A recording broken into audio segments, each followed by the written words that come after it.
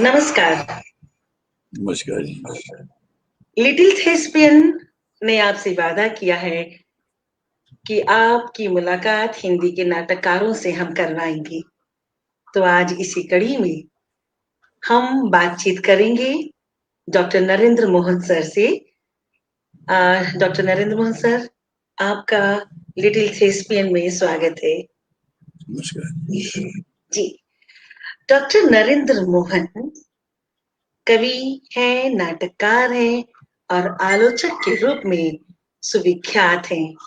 इनका जन्म 23 जुलाई 1935 को लाहौर में, जो कि अब पाकिस्तान में है, लाहौर में हुआ था। आप पेशे से हिंदी के प्राध्यापक रहे। आपकी जीवन यात्रा में आपके जो कार्य हैं उनकी सूची बहुत बड़ी है। आप 1980 से 85 तक एसोसिएशन ऑफ इंडियन राइटर्स में जनरल सेक्रेटरी रहे। फिर 1997 से 1999 में एसोसिएशन ऑफ इंडियन राइटर्स में आप अध्यक्ष रहे। फिर आप सन चेतना की जो पत्रिका है उसका संपादन किया 5 वर्षों तक, 1969 से लेकर 1973 तक। साहित्य अकादमी की नॉर्थ जोन वॉल्यूम जो उत्तरा है उसके एक खंड का आपने संपादन किया। नरेंद्र मोहन साहब ने अपनी आलोचना, पुस्तकों और संपादन कार्यों द्वारा जो विमर्श खड़े किए हैं उनके द्वारा सृजन और चिंतन के नए आधारों की खोज संभव हुई। लंबी कविता का विमर्श इन्हीं का देन है। भारतीय भाषाओं की कहानियां खंड 1 और खंड 2 जो विभाजन पर आधारित है उन पर उनका भी संपादन आपने किया है, और मंटो की कहानियां उनके संपादन में बहुत खूब होकर हमारे सामने आई। 8 खंडों में आपकी रचनावली प्रकाशित हो चुकी है। आपके नाटक और कविताएं विभिन्न भारतीय भाषाओं में जैसे मराठी, कन्नड़, उर्दू, पंजाबी, गुजराती, तेलुगु, अंग्रेजी आदि भाषाओं में अनुदित हो चुकी है। आप को राष्ट्रीय और प्रादेशिक पुरस्कारों से कई बार सम्मानित किया जा चुका है। आपको पंजाब सरकार ने श्रीमणी साहित्यकार से सम्मानित किया। उत्तर प्रदेश हिंदी संस्थान ने साहित्य भूषण सम्मान देकर हमारा सम्मान किया। हिंदी एकेडमी दिल्ली ने साहित्यकार सम्मान, फिर नट सम्राट दिल्ली ने सर्वश्रेष्ठ नाटककार का सम्मान, कहे कबीर सुनो साधु, बस सुनो भाई साधु के लिए हिंदी एकेडमी दिल्ली ने आपको सम्मानित किया। समकालीन कहानी की पहचान पुस्तक पर भारत सरकार के शिक्षा विभाग से आप पुरस्कृत हुए, और कविता की वैचारिक भूमिका पुस्तक पर हरियाणा साहित्य अकादमी का पुरस्कार आपको दिया गया। आपकी कई कविता संग्रह, क्योंकि मूल रूप से आप पहले कवि हैं। आपकी कविताएं इस हादसे में सामना होने पर एक अग्निकांड से तो हमने इनकी कविताओं का नाट्य मंचन भी किया है। जगह बदलता, एक अग्निकांड जगह बदलता जो 1983 में प्रकाशित हुआ था, ये काव्य संग्रह। फिर हथेली पर अंगारे की तरह जो कि 1990 में, संकट दृश्य का नहीं 1993, एक सुलगती खामोशी 1997, एक खिड़की खुली है अभी 2005, नीले घोड़े का सवार 2008, रंग आकाश में शब्द 2012। ये नए नाज़्मी कविता की परिकल्पना करते हैं और नई संवेदना और प्रश्नाकुलता को विकसित करने में नरेंद्र मोहन साहब की भूमिका बड़ी खास रही है। इनके कई नाटक हैं जो बहुत चर्चित रहे। कहे कबीर सुनो भाई साधु, जिसके बारे में आपको बताया कि हिंदी अकादमी से जिसे पुरस्कृत किया गया, सिंहधारी, कलंदर, नो मेंस लैंड, अभंग गाथा, मिस्टर जिन्ना, हद हो गई यारो मंच अधेरे में। ये हर बार नई वस्तु और दृष्टि की तलाश करते हैं। इनके नाटक पंजाबी में भी हैं, पगले और सिंघारी। इन्होंने नई रंगत में ढली इनकी डायरी जो है वो साथ साथ मेरा साया, ये तो मैंने पढ़ी है। बड़ी अद्भुत किताब है। इस विधा को नए मायने दिए इन्होंने डायरी लेखन को। इनकी आलोचना पर 11 किताबें हैं। इन्होंने कई किताबों का संपादन किया है। इनके ऊपर कई आलोचना की पुस्तकें उपस्थित है हमारे यहाँ। आपने भारतीय दूरदर्शन के लिए उजाला की ओर हिंदी धारावाहिक की पटकथा लिखी जिसका निर्देशन ऋषिकेश मुखर्जी ने किया। तो आज हमारा सौभाग्य है कि नरेंद्र मोहन सर को हमने लिटिल शेक्सपियर के पटल पर हम लेकर हाजिर हुए हैं आपके सामने, और आज इनसे कई कई बातें हम इनसे जानेंगे, सीखेंगे और समृद्ध होंगे। सर, आपका एक बार फिर स्वागत है। सर के साथ प्रश्न शुरू करने से पहले इनकी एक पंक्ति, इनकी कविता, एक छोटी सी कविता मैं आपको सुनाना चाहूंगी। कौन पढ़ेगा? रंगों की बुनावट में चमक है अब भी, चमक में छिपा है कोई संदेश कल का, कल के लिए। गिरती दीवारों पर अंकित है एक अबूझ लिपि।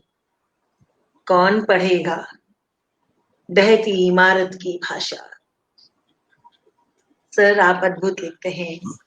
ये जो ढहती इमारत की भाषा है और अबूझ लिपि है, हमारा नाटक, हमारा नाट्य साहित्य शायद इन दिनों ढहती इमारत की भाषा के रूप में कहीं परिवर्तित तो नहीं हो रहा। साहित्य में हिंदी नाटक का जो लिखे जा रहे हैं उसके संदर्भ में आपकी ये कविता की पंक्तियां मुझे बहुत याद आई और मुझे अच्छी लगी। सर, सबसे पहला प्रश्न आपसे ये है कि आपको नाट्य लेखन की प्रेरणा कैसे मिली? ये बताना तो बहुत मुश्किल है।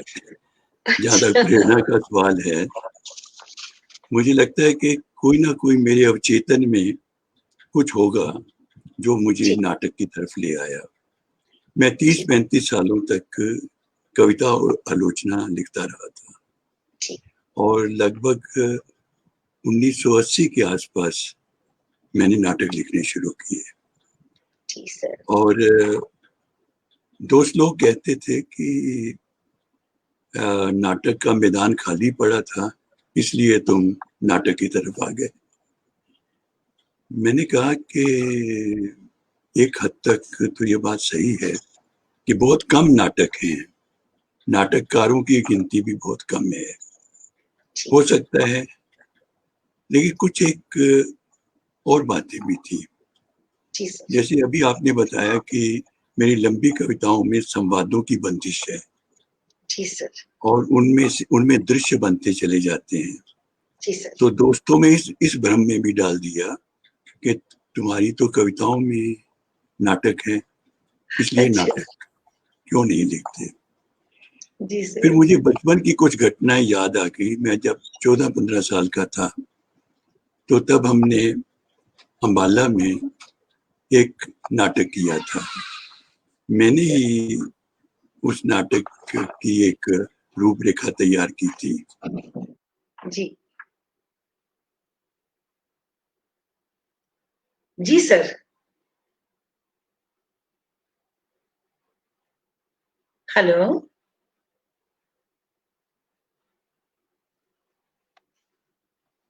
हेलो।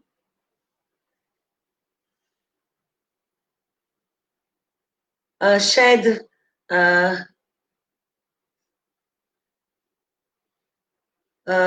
शायद सर के लिए कहीं कुछ कनेक्शन, कुछ तकनीकी समस्या आई है। Hello sir.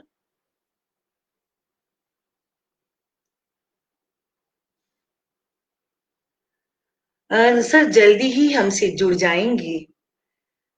अ,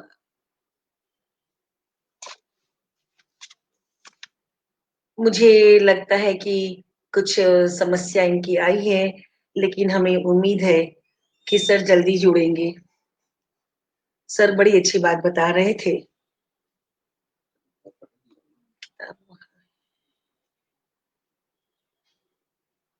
मुझे लगता है कि तब तक मैं सर की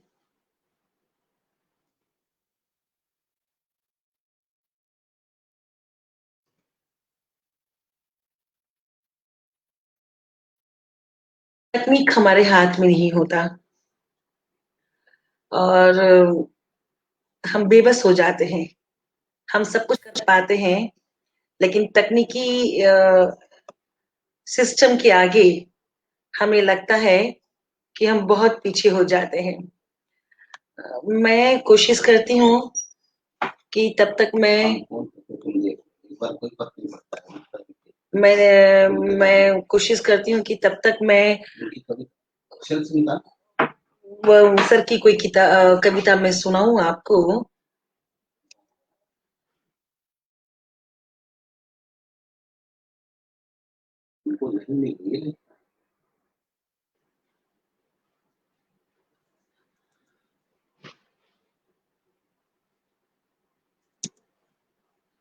बस एक सेकंड आपको मेरे साथ थोड़ा सा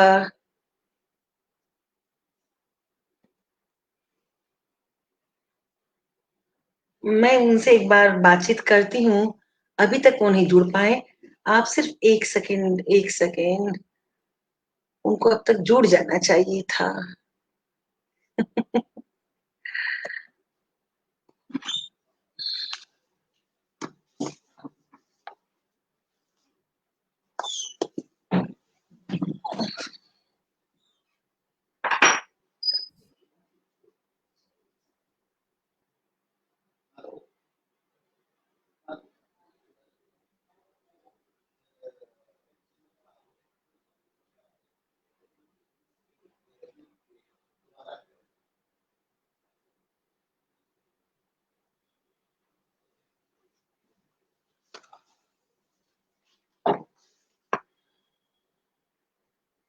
सर आ गए हैं। हाँ जी।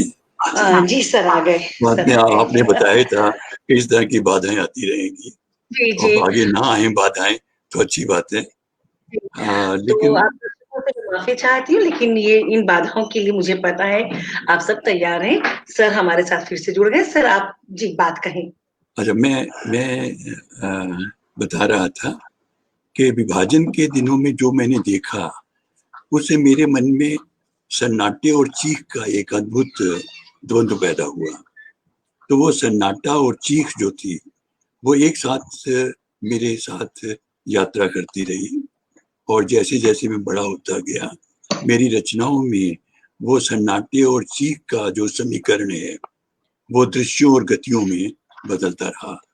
तो हो सकता है कि बचपन में देखे हुए हादसे मेरे सामने एक नाट्य विधा के रूप में आ गए हों। जैसे आपने शुरू में एक कविता सुनाई थी, जी इसी तरह की एक छोटी कविता इसी बात को लेकर के नाटक के साथ मेरा रिश्ता कैसे कायम हुआ, मैं आपको जी सुनाना चाहता हूँ। बहुत अच्छी बात है सर। जन्म के साथ एक हादसा लेकर चला था। जन्म के साथ एक हादसा लेकर चला था। तकसीम से लहू लुहान, मार काट में गुम, चुप्पी में चीखता, चीख में चुप, रावी को देखता थरथराता, स्मृति में थरथराती एक नदी, एक पेड़ की याद में एक पेड़ को जलता, अपने वजूद के रेशे रेशे में देखता, एक शब्द सुलगता, एक स्पंदन रंग में बदलता, देखते देखते मेरे गिर्द एक नाटक नाचने लगा और मैं नाटक में बदल गया। क्या बात है। इस बहुत कविता के सुंदर। साथ ही मुझे लगता है कि आप मेरे नाटक लिखने की बात को आप और दर्शक समझ सकते हैं कि जी नाटक सर। कैसे बचपन से ही चलता हुआ मेरे साथ आया और मैंने उसे जी, दृश्यों और गतियों में एक स्पंदन के तौर पर करना चाहा। बहुत सुंदर बात कही सर आपने कि नाटक के साथ आप कब और कैसे जुड़ते चले गए। ये तो एक छोटी सी कविता में आपने बखूबी आपने वर्णन किया सर। हम इतनी काव्यात्मक भाषा में आपकी ये जो आपका ये जो उत्तर था हमने सुना, हम तो बड़े समृद्ध हो रहे हैं सर। सर आपकी बातों से एक प्रश्न मेरे ज़हन में उभर कर आया कि बतौर लेखक आपने समाज और देश की बदलती हुई प्रवृत्तियों को बड़े करीब से महसूस किया है। और एक लेखक जिस तरह से महसूस करता है और खासतौर से एक कवि और नाटककार उसको आपने अनुभूत किया है, तो एक लेखक एक नाटककार के रूप में आपने स्वयं को कैसे तैयार किया इन परिस्थितियों में?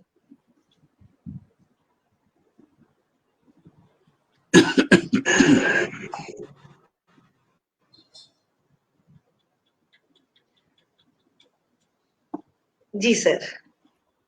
जी, फिर आवाज गुम हो गई बीच में। अच्छा, मैंने मैंने पूछा कि बतौर लेखक बदलती हुई इन प्रवृत्तियों, ये जो हमारे देश और विश्व की जो बदलती हुई प्रवृत्तियां हैं, इस बदलती हुई प्रवृत्तियों को आपने जिस तरह से अनुभूत किया, उनके बीच उनके दरमियान रहते हुए आपने खुद को एक नाटककार के रूप में किस तरह से तैयार किया इन परिस्थितियों में? उमा जी, दरअसल में ये सिलसिला विभाजन के साथ ही और देश की स्वाधीनता के साथ ही जी, शुरू हो गया जी था। सर, जी सर। एक ही दिन हम स्वाधीन भी हुए और जी, देश का बंटवारा भी हुआ। जी, ये जो बात थी कि हम स्वाधीन होने का अर्थ भी तलाश रहे थे और उस विभाजन की पीड़ा से भी उबर रहे थे। दोनों ही तरह की परिस्थितियां स्वाधीन होने के साथ साथ हमारे जहन में उतरती चली गई और हुआ ये कि हम स्वाधीन भारत में भी स्वाधीन होने के अर्थ की तलाश अलग अलग जी, रूपों में करते रहे, क्योंकि जो जी, आर्थिक स्वाधीनता मिलनी चाहिए थी, देश की राजनीतिक स्वाधीनता के साथ साथ जो एक सामाजिक तौर पर स्वाधीनता का एक गहरा एहसास होना चाहिए था, जी सर। वो लगता रहा हमें कि वो कहीं स्वाधीनता मिलने के साथ भी हमें प्राप्त ना हुआ। जी, देश का नक्शा तो बहुत तेजी से बदलता रहा है बिल्कुल सर। और उसमें हम अनेक सामाजिक विद्रूपताओं से, विसंगतियों से गुजर रहे हैं। बड़ी हौलनाक परिस्थितियां भी रही हैं हमारे देश में। जी सर, पार्टी चाहे कोई हो, जी सर। पार्टियों के बगैर भी सत्ता और व्यक्ति का जो संघर्ष है वो हमारे हुँ, देश में काफी गहरा रहा है। बिल्कुल। ये बात सही है कि बहुत सारे दर्शन हैं, साम्यवाद है, अस्तित्ववाद है, जी, मनोविज्ञान है, बहुत सारी संस्थाएं हैं जो कि जी सर। सामाजिक सुधार का कार्य करती हैं, यहाँ तक कि सामाजिक क्रांति का भी सपना देखती हैं। ऐसे में एक सामाजिक समभाव के सपने को देखना, हर हर लेखक जो है वो सपना देखता रहता है। वह सपना कितना पूरा होता है ये बात जो अलग है, उस सपने के लिए वो जूझता भी है, जी सर। उस सपने के लिए वो नाटक भी लिखता है। बहुत क्योंकि सुंदर जिस बात, दिन वो बहुत सु सपना खत्म हो गया तो लगता है जैसे इंसान खत्म हो जाएगा, इंसानियत की चेतना लुप्त हो जाएगी। तो उस कितनी सपने को सुंदर बात। हम देखते हैं नाटक में भी, रंगमंच में भी, और उस मानवीय संवेदना को पुनः प्राप्त करना चाहते हैं, जो जी मानवीय सर, संवेदना हमारे देखते देखते लुप्त होती जा रही हो, फिर भी उसे हम पाने के लिए संघर्षरत रहते हैं, क्योंकि उसके जी, बिना जीना संभव नहीं है। तो नाटक भी मैं मानता हूँ कि एक सपने को देखने के समान है।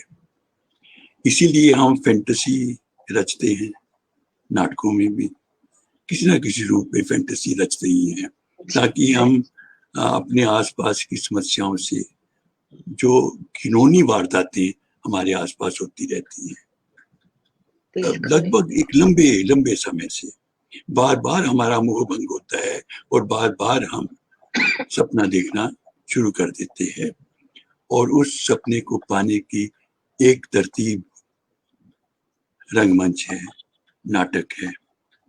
और नाटक इसलिए मैं कहता हूँ कि नाटक जो है वह नाट्य से जुड़ा हुआ है।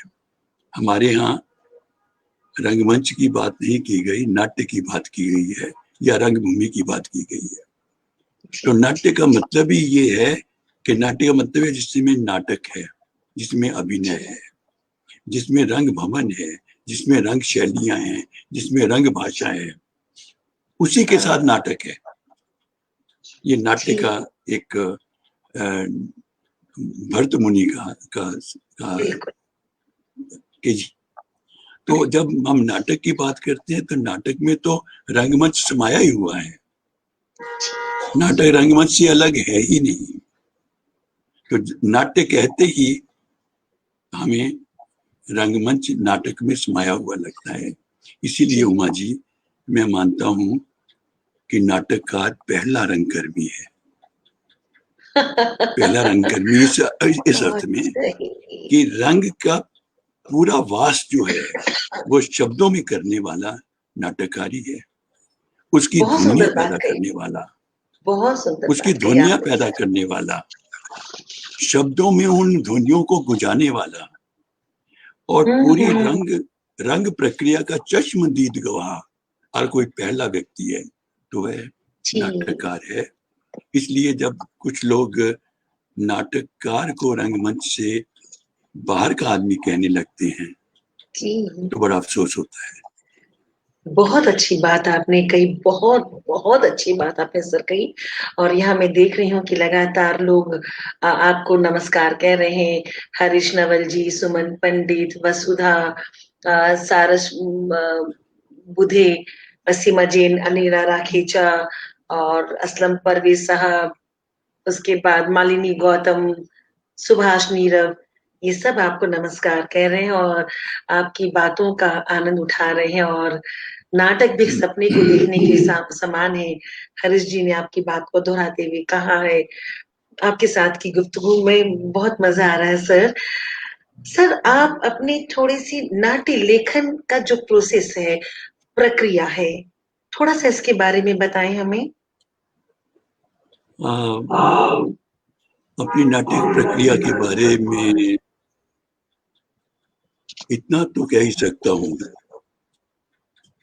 कि कोई ऐसा अनुभव, कचोटता हुआ अनुभव, जब मेरे भीतर से मुझे चीर करके निकल जाता है, उस अनुभव को पकड़ने के लिए मैं दृश्यों और गतियों में उलझ जाता हूँ, उस शब्द को लेकर के, क्योंकि शब्द को लेकर ही मैं दाखिल होता हूँ उस सारे अनुभव के बीच में।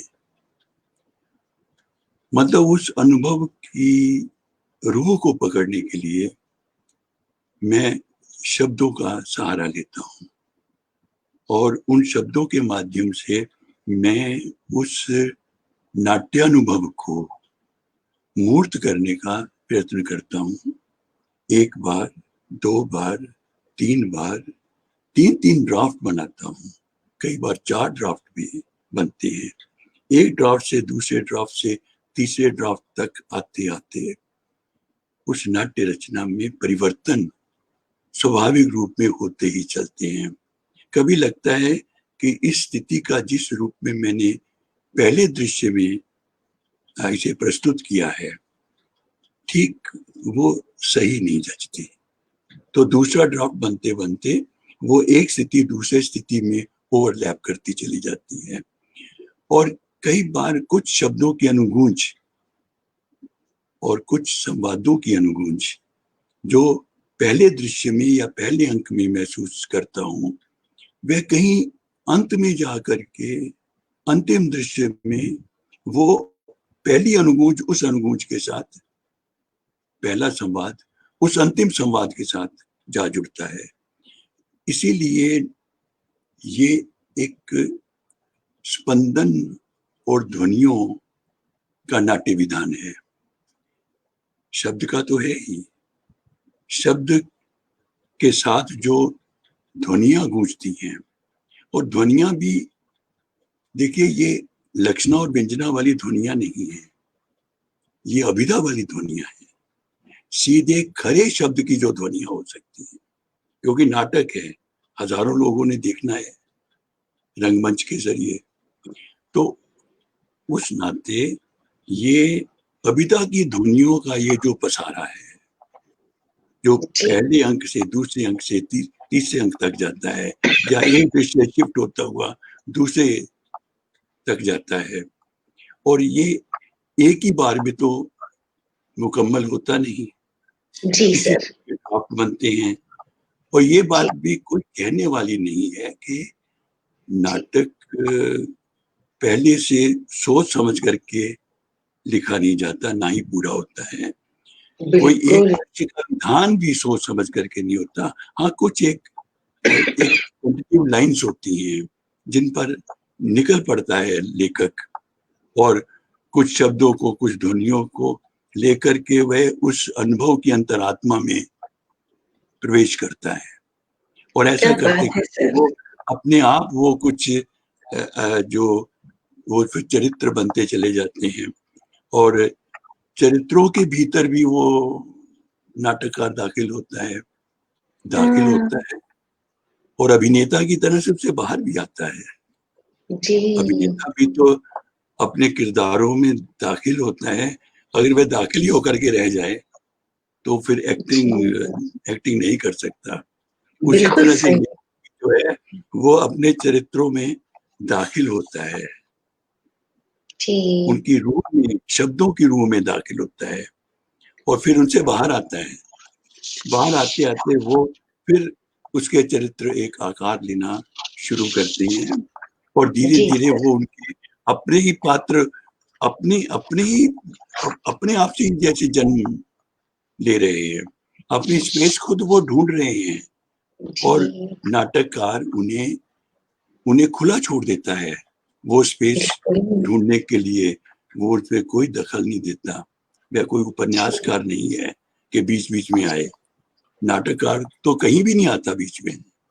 ये देखिए कि वो अदृश्य रह करके भी वह पूरी तरह से व्याप्त है। जैसे अंधा युग में कृष्ण जो हैं वो कहीं एक आध बार आते हैं, तो कृष्ण पूरे अंधा युग में व्याप्त हैं। उसी तरह से मुझे लगता है कि लेखक जो है, नाटककार है, वो अपनी पूरी सृष्टि में, नाट्य विधान में, नाट्य कृति में पूरी तरह रमा हुआ है। अब देख रहा है वो, जो उन्हें कंट्रोल नहीं कर रहा, और वो क्या क्या शेप ले लेंगे, तो वो उन्हें पूरी स्पेस देता है। और मैं तो ये मानता हूँ कि स्पेस देने का मतलब है उन्हें उनकी जो स्वाधीन होने की इच्छा है, बाहरी अर्थ में भी, भीतरी अर्थ में भी, क्योंकि स्वाधीन होने के अर्थ की तलाश भी तो एक तरह से नाटक है, जिसे नाटककार पाना चाहता है, और चाहता है कि दर्शक भी उसे उसी तरह से प्राप्त करे। सर मतलब कि अद्भुत बातें हम हमारे दर्शकों के साथ, मैं तो लगातार बड़ी समृद्ध हो रही हूँ। हरीश जी ने लिखा भी, मतलब कि आपकी वजह से मुझे साधुवाद मिल रहा है कि रंग चेतना को पुनर्जीवित कर दिया है मैंने आपकी। और प्रभात मिलिंद जी ने लिखा कि नाटक लेखन की विधा की सूक्ष्म विवेचना सुन रहे हैं। ऋषिकेश सुलभ साहब ने आपको प्रणाम कहा है। सर, आपको पढ़ते वक्त मैंने पढ़ा कि आपने एक जगह कहा, यदि आप अकेले एक भयानक सच्चाई से रूबरू होते हैं तो इसे बाहर नहीं होने देना असंभव है।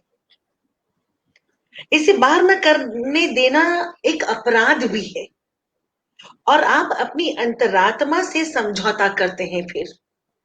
तो सर, फिर आपके अनुसार नाटक के विषय क्या होने चाहिए? नाटक का विषय कोई भी हो, उसकी धुरी तो सच ही है।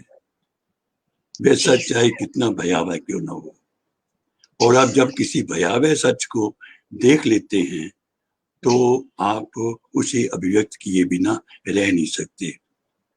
मेरा एक नाटक है सींगधारी। जी सर। उसकी उसकी एक छोटी सी लोक कथा है। ये लोक कथा मैंने आपके शहर जी कलकत्ता में सुनी थी। जी 1976 में वहां पर, और अभी इमरजेंसी लगी हुई थी, 2-4 महीने बाद खत्म हो गई थी।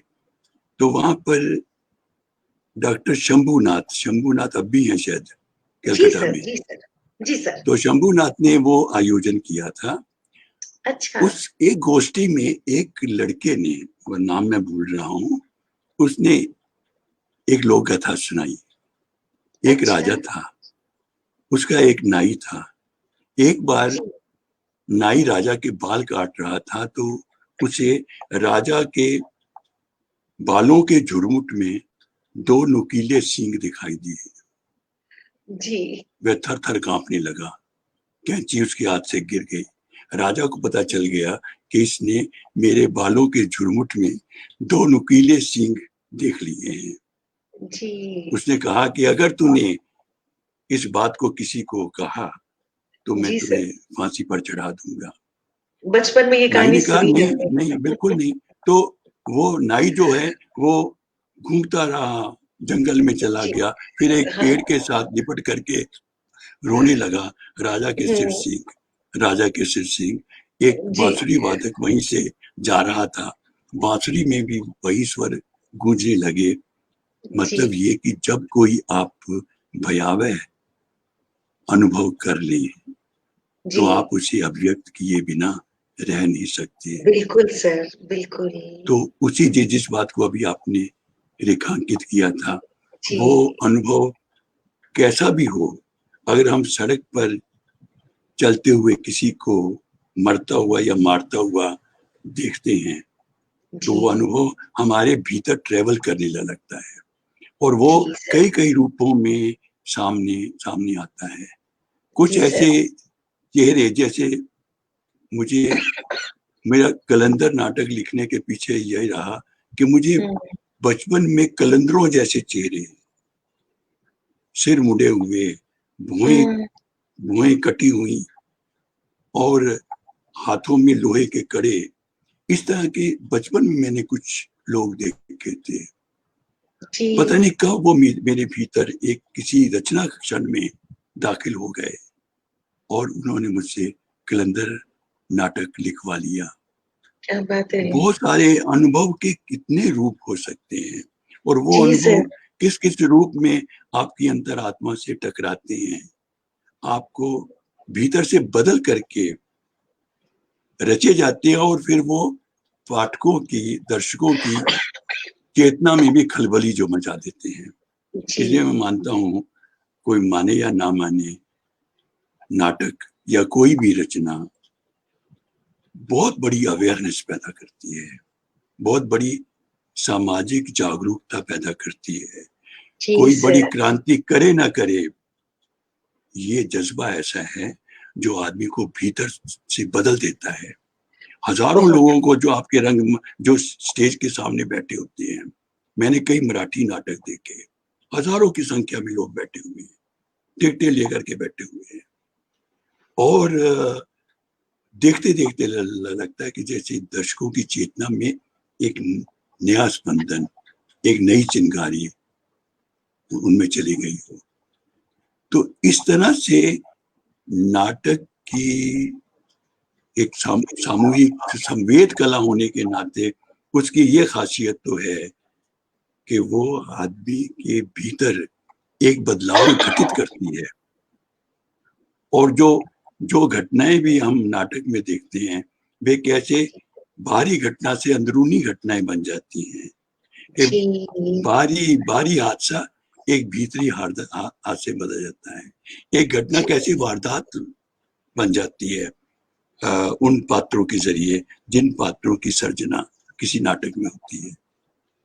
तो इसलिए अनुभव की रेंज तो बहुत बड़ी है, और जितनी अनुभव की रेंज बड़ी होगी अपनी व्यापकता में भी और अपनी गहराई में भी, उतना ही वो नाटक एक बड़ी कोटि का होगा। अब देखते हम ये भी हैं अक्सर कि नाटक की हम बात मानवीय संवेदना और बदलाव और वगैरह वगैरह के लिए करते हैं, जी लेकिन आप एक बार जरा सोच के देखिए कि क्या जो सारे मंचन होते हैं, खासतौर से जी इधर जो होते हैं, ज्यादातर नाटकों में तकनीक हावी है, जी टेक्नोलॉजी हावी है, जी और कई बार प्रस्तुति ही प्रस्तुति है, जी और वो मानवीय संवेदना का जो ताप चाहिए किसी नाट्य कृति के मंचन में, वो वो बहुत कम नजर आता है। तो ये जो नाटक रचना और रंगमंचन के जो सवाल हैं, ये भी आपस में बहुत उलझे हुए हैं। बहुत अच्छी बात आपने कही कि रंगमंच में अब तकनीक इतना हावी है और संवेदना गौण हो गया है। बहुत अच्छी बात आपने कही सर। और लोग बहुत अच्छी-अच्छी बातें लिख रहे हैं। हरीश जी ने लिखा, भयावह अनुभव सृजन को जन्म दे सकता है। बहुत गंभीर बात आदरणीय नरेंद्र मोहन जी। सीमा जी ने लिखा कि भयावह अनुभव, अभिव्यक्ति बहुत खूब सर। प्रभात मिलिंद भाई ने लिखा कि नाटक एक सामूहिक कला है, बहुत बढ़िया परिभाषा।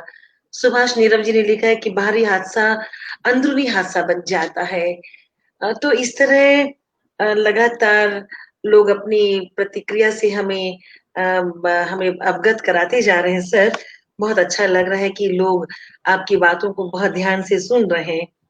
सर आपको पूरा पढ़ा है आप, मतलब कि बहुत कुछ पढ़ा है आपको सर। एक जगह और आपकी एक बात मैंने पढ़ी। आपने कहा कि आज के साहित्यिक परिदृश्य में नाटक के प्रति प्रतिगामी चेतना, सेंसरशिप और आवाज के दमन ने रंगमंच को प्रभावित किया है। तो सर अब आपसे जानना नहीं, चाहती हूँ। जी सर। ये आवाज फिर आपकी जरा टूट रही है, आप फिर अच्छा से एक सर, बार मुझे बताएंगे। मैं फिर कहती हूँ सर। आपने कहा है कि आज के साहित्यिक परिदृश्य में नाटक के प्रति प्रतिगामी चेतना, सेंसरशिप और आवाज के दमन ने रंगमंच को प्रभावित किया है। सर इस बारे में जानना चाहती हूँ। मतलब कि तो फिर मैं नाटक की परिभाषा, अगर नाटक की मेरी ही सार संगता। पंक्तियां हैं जी, तो मैं जी अपनी ही सर। पंक्तियों का अर्थ ढूंढने ढूंढने लग गया हूँ। जी। क्योंकि जी मेरे सर। तक या तो बात पूरी तरह से पहुंच नहीं रही, तो अगर जी, आज जी। के रंगमंच में मतलब है कि आज के को ये प्रतिगामी वाला शब्द तो मेरी समझ में नहीं आ रहा कि प्रतिगामी का यहाँ पर इस वाक्य में क्या अर्थ है। जी और कि जी, जी, जी, जी, जी, जी। क्योंकि मतलब कि प्रतिगामी वाला नाटक में जो नाटक, जी। हाँ, प्रतिगामी वाला शब्द तो नाटक के लिए कैसे कैसे जो प्रयुक्त हो सकता है।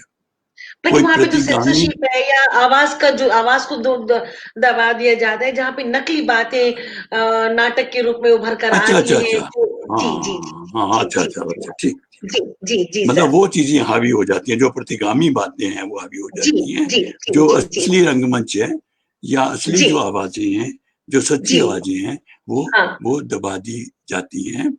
जी सर। ये मेरा ख्याल है कि उन रंगकर्मियों के ऊपर, हाँ, जो रंगकर्मी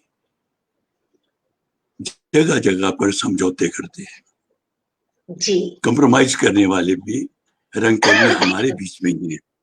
बड़े प्रतिबद्ध रंगकर्मी भी बहुत हैं, और रंगमंच का मुहावरा मुहावरा तो प्रतिरोध का मुहावरा ही है। जी चाहे सर। आप प्रेमी प्रेमिका के संबंधों को लें, जी सर। चाहे वो बिल्कुल निजी संबंधों को लें, तो रीढ़ संबंधों में भी रूढ़ियों का विरोध पहली बात होती है। जी सर। रूढ़ियों का विरोध करेंगे तभी तो आप जो उससे बाहर आएंगे, रूढ़िवादिता से बाहर आएंगे। तो जी इसलिए सर। मुझे लगता है कि जो लोग आ, सच की कीमत चुकाना नहीं जानते, जी सर। क्योंकि सच के लिए कीमत तो चुकानी पड़ती है, जी सर। जोखिम उठाने ही पड़ते हैं। और जी सर। प्रतिबद्ध नाट्यकर्मी जोखिम उठा करके बड़ी प्रस्तुतियां कर रहे हैं। जी और जो सर। ऐसे लोग भी हैं जो जी सर। फायदा उठाते हैं। यहाँ तक कि मैं तो मानता हूं कि नाटक के लिए, रंगमंच के लिए और कुछ चाहिए नहीं चाहिए, उसके लिए एक पैशन तो चाहिए। उसके लिए पैशन शब्द ही बहुत बड़ा है। जी। कंप्रोमाइज करने वाला आदमी पैशन वाला नहीं हो सकता। वह जी। व्यवसायी हो सकता है। व्यवसायी हो सकता है, जी सर। व्यवसाय जो है वो रंगमंच के ठीक विरोध में है। जब रंगमंच जी। का व्यवसायीकरण होता देखते हैं तो दुख होता है, जी। क्योंकि रंगमंच सीधे सीधे एक प्रतिरोध का माध्यम है। जी। प्रतिरोध किस चीज का? जो अन्याय हो रहा है, जो जी अत्याचार सर। हो रहा है, जो दमन जी। हो रहा है, जो जी। सामाजिक उत्पीड़न हो रहा है, आप किसी जी। न किसी रूप में हर नाट्य कृति में आप देखेंगे कि मूल्यों के प्रति एक निष्ठा, एक प्रतिबद्धता, इन्हीं मूल्यों के लिए तो है, जो जी। मानवीय मूल्य हैं। इन मानवीय मूल्यों के प्रति गहरी प्रतिबद्धता से संचालित, सचमुच में प्रतिरोध करने वाले, सच कहने की कीमत चुकाने वाले, जब तक रंगकर्मी हैं तब जी। तक थिएटर जीवित रहेगा। क्योंकि थिएटर जो है हमारा, हमारे दर्शकों की रूह का मामला है। क्या बात है सर, बहुत सुंदर बात कही सर आपने। सर इसी बात पर आपका एक नाटक है मिस्टर जिन्ना। हमारे कई दर्शक हैं जो मिस्टर जिन्ना, सुमन पंडित है, अजहर है, वो चाह रहे हैं कि आप मिस्टर जिन्ना का भी की चर्चा करें यहाँ। आपका ये नाटक बहुत चर्चा में रहा है, मिस्टर मिस्टर जिन्ना। जिन्ना। जी सर। जी जी। हाँ जी, बताइए इसके लिए क्या। सर इस नाटक के बारे में लोग जानना चाह रहे हैं। जब सेंसरशिप की बात अभी मैं कर रही थी, जिस सेंसरशिप की, तो मिस्टर जिन्ना नाटक को लोगों ने किस तरह से लिया, और इसमें निर्देशक को या आपको क्या दुश्वारियां आई इसके मंचन में। मिस्टर जिन्ना नाटक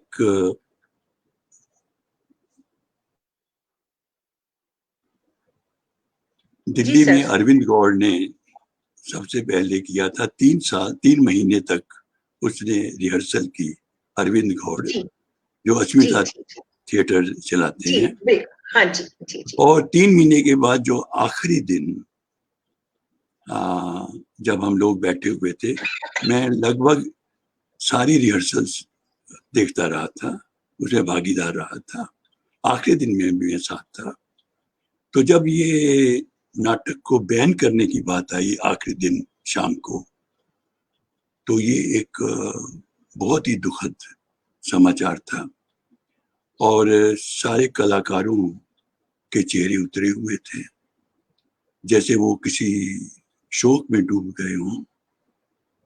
अरविंद गौड़ का भी यही हाल था, मेरा भी यही हाल था। हैबिटेट सेंटर में 3 दिनों के लिए हॉल बुक हो चुका था और तीनों दिन के लिए सारी टिकट्स बिक चुकी थी। तो आप अंदाजा लगा सकते हैं कि कितना किसी भी रंगकर्मी ग्रुप के लिए ये कितना बड़ा आघात रहा होगा। अब ये क्यों हुआ, बैन हुआ, ये बात थोड़ी देर बाद में करते हैं। अभी मैं जी आपको जी ये सर। बताता हूँ कि हम्म। कोई नाटककार जब किसी विवादास्पद व्यक्ति को उठाता है जी तो वह उसके ग्रे एरियाज में झांकता है कि जी सर। क्या है ये व्यक्ति। और एक और बात बता दूं, जिन्ना के जी प्रति मेरे मन में इनबिल्ट हेट्रेड था, क्योंकि जी मैं तो वहीं से आया था, लाहौर से, 12 साल जी का था। और मैं तो उन दंगों फसादों और नरसंहार से होता हुआ यहाँ आया था। जी और लेकिन जैसे जैसे मैंने जिन्ना के बारे में पढ़ा, जी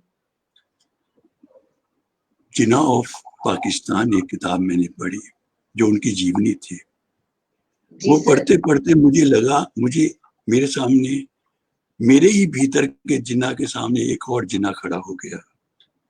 और इस दूसरे जिन्ना को पहचानने से मैं इनकार नहीं कर सकता था।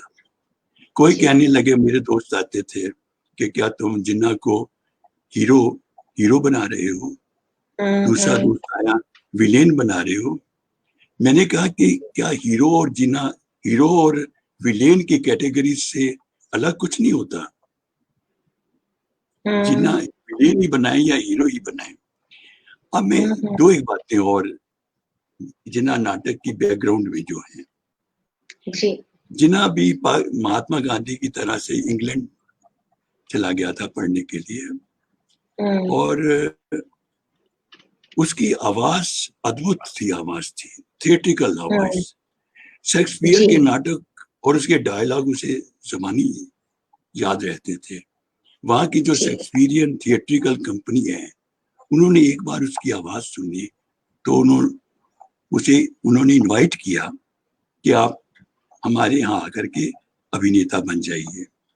जिन्ना एक जी। अभिनेता के तौर पर वहां एनरोल हुए। तो तभी हम्म। मैंने ध्यान आया मुझे कि जो आदमी अभिनेता बनना चाहता था वो नेता जी। बना। और हम्म। लेकिन उसके मन में शेक्सपियर, जिसका मैंने उपयोग भी किया नाटक में भी, जी जी कि सर। कैसे कैसे उपयोग किया।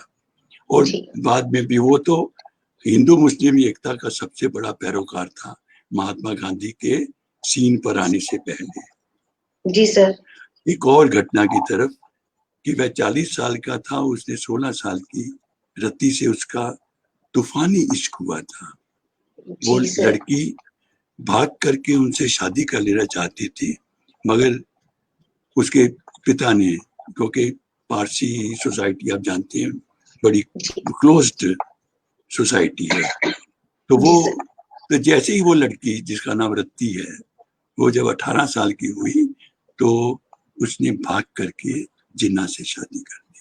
उनकी एक हम्म। लड़की हुई दीना। वो लड़की जब 18 साल की हुई, दीना, तो उसने भी एक पारसी लड़के से उसका इश्क हो गया। और जिन्ना उसके खिलाफ दीवार की तरह से खड़े हो गए। वही जिन्ना जिन्होंने खुद एक पारसी लड़की से शादी की थी, क्योंकि तब वो राजनीति की कील बन चुके थे। जी जी। मैं ये बातें इसलिए कहता हूं हम्म। कि हम सिर्फ पॉलिटिकली एक आदमी को देखते हैं। पॉलिटिकल जी और पर्सनल मामले इतने उलझे होते हैं, तो हमने पॉलिटिकल और पर्सनल दोनों को एक साथ रखते हुए जिन्ना की एक तस्वीर सामने लाने की कोशिश की। और जी सर। 1946 तक कैबिनेट मिशन प्लान एक आया था, जिन्होंने कहा कि हिंदुस्तान पाकिस्तान एक रहेगा, अखंडित जी रहेगा। जी इसमें अबुल कलाम आजाद तब प्रेसिडेंट थे, कांग्रेस थे, वो मान गए। जी मिस्टर जी जिन्ना मान गए उस सुझाव को। लेकिन 2 महीने बाद ही जवाहरलाल नेहरू हम्म। अध्यक्ष बन गए कांग्रेस के, और फिर पासा ही पलट गया। जी। तो 1946 अप्रैल, मार्च अप्रैल तक जिन्ना हम्म। भारत को एक रखने के सुझाव पर एक मत था। और मार्च में माउंटबेटन आया। माउंटबेटन कहते हैं बड़ा सीधा साधा, बड़ा सज्जन आदमी था। उस जैसा चालाक और धूर्त आदमी कोई नहीं होगा। उसने एक एक करके कभी पटेल को उसने पटाया, कभी नेहरू को, और इस तरह से नेहरू और पटेल ने जब महात्मा गांधी गया में गए हुए थे दंगा पीड़ितों के जख्मों पर मरहम लगाने, तो उनके पीछे दोनों ने पार्टीशन डीड पर हस्ताक्षर किए। जब महात्मा गांधी को पता चला तो महात्मा गांधी सीधे माउंटबेटन के पास गए कि ये तुमने क्या किया। तो माउंटबेटन ने कहा कि ये तुम अपने जो लोग हैं उनसे पूछो। और उसने, गांधी ने कहा कि send for mister Jinnah and make him the prime minister. लेकिन तब तक तो सब कुछ खत्म हो चुका था, पार्टीशन डीड पर हस्ताक्षर हो चुके थे। ये बातें मैं आपको इसलिए कर रहा हूँ कि ये नाटक, जिस नाटक में उसकी पर्सनल और पॉलिटिकल लाइफ के बहुत सारे ऐसी बातें थी, गतियों में, दृश्यों में, तो नाटक है तो होगा ही। ऐसे नाटक को अब कहते बैन हो गया। तो कोई पूछता क्यों बैन हो गया, इसका कोई सीधा उत्तर मेरे पास नहीं है। लेकिन मुझे यही लगता है कि जब कोई आदत पड़ गई हो ना कि किसी अपने चेहरे उजले दिखाने के लिए कोई एक चेहरा चाहिए जहां पर आप उसे दिखा सके ये विलेन है सारी बात बहुत उम्दा और सर, अपने बहुत उम्दा। उजले चेहरे दिखाने के लिए। तो लेकिन ये है कि नाटक दिल्ली में फिर GNU के ओपन एयर थिएटर में खेला गया, अद्भुत ढंग से खेला गया, और चारों तरफ ओपन एयर थिएटर को लड़कों ने घेर लिया था, कोई पुलिस वाला भी एंटर नहीं कर सकता था। तो तब कई बार लाइट गई, कई बार बारिश हुई, और आखिरी जो सीन अरविंद गौड़ ने अनेक्ट किए, कभी वो टॉर्च की रोशनी से और कभी मोमबत्तियों की रोशनी में, लेकिन क्या कमाल का अनुभव था। उसने, अब रंगमंच की बात है तो उसने अरविंद गौड़ ने एक जिन्ना की जगह 5 जिन्ना खड़े कर दिए थे, आउट ऑफ बॉडी प्रपोर्शन।